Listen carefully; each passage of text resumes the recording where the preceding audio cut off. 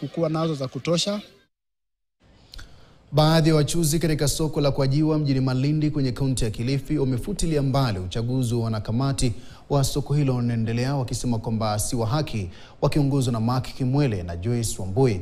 Wachuuzi hao wametishia kuelekea mahakamani kupinga uteuzi wa wanakamati wapya hadi pale uchaguzi huo wa haki utakapofanyika. Wanasema kwamba wasimamizi wa uchaguzi huo ambao ni maafisa wa kaunti ya Kilifi wamepuuza sheria za uchaguzi ambazo zinahitaji walio na milango ndani ya soko hilo na kuleta wachuuzi kutoka sehemu nyingine ili kushiriki uchaguzi huo.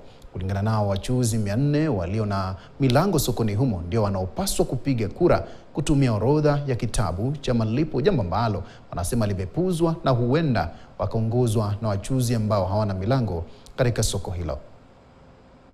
Na hiyo ndio inaleta vita, ndio inaleta hiyo vujo, na inaonekana kwamba hakuna uchaguzi kwa sababu ya hiyo mama. Hapa inafaa kitabu na jina upige kura.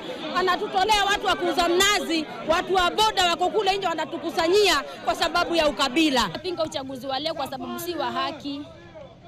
La pili, tunapendekeza wenye wako sokoni ndani wanalipia market fee, walipa storenti wale katika ballot ya uchaguzi. Si mtu ambaye analipa offloading peke yake.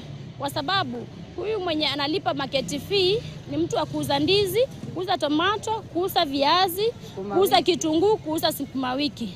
Anajua madhara tunapata kwenye barabara na kwenye kuna kodisha magari kutoa mizigo mambo mbali tofauti, mambo yani sehemu tofauti.